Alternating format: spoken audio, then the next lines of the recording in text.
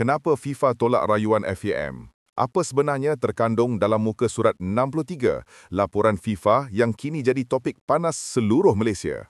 Hari ini saya bongkarkan semua secara jelas, ringkas dan tanpa sembunyi.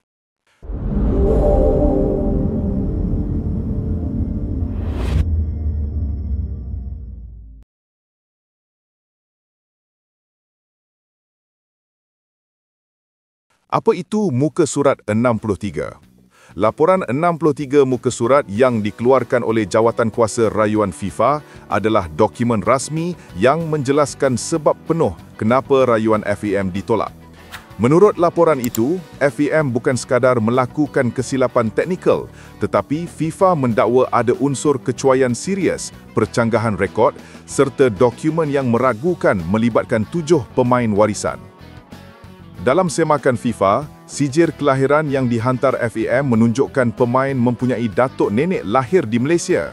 Tetapi bila FIFA semak dokumen asal dari negara seperti Spanyol, Argentina, Brazil dan Belanda, maklumat itu bercanggah.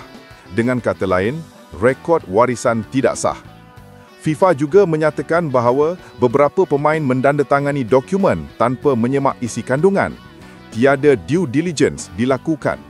Pengesahan warisan tidak dibuat dengan teliti.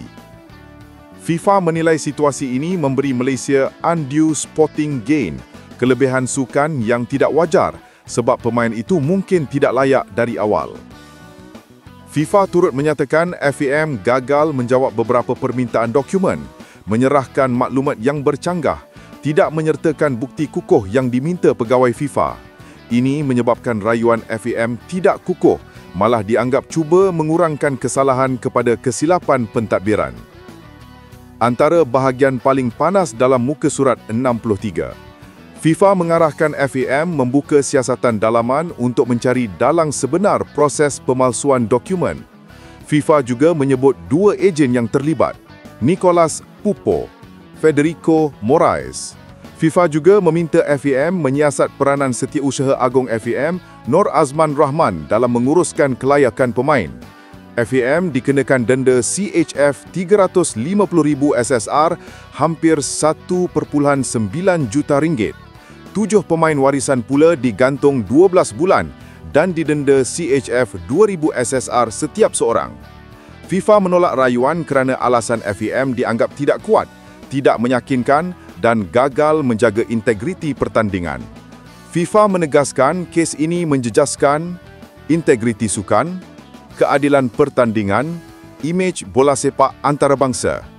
Laporan juga menekankan bahawa FAM mesti dedahkan dalang, bukan menyalahkan pemain atau ejen semata-mata. Jika dalang ditemui, tindakan tata tertib lanjutan boleh berlaku.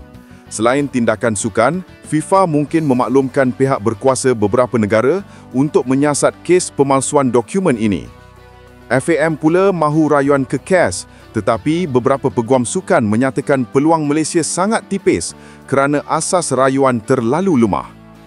Ini bukan sekadar isu pemain warisan. Ini adalah isu integriti bola sepak negara.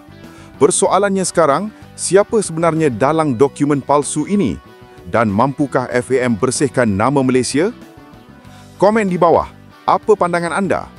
Dan jangan lupa like, share dan subscribe untuk berita Harimau Malaya paling pantas.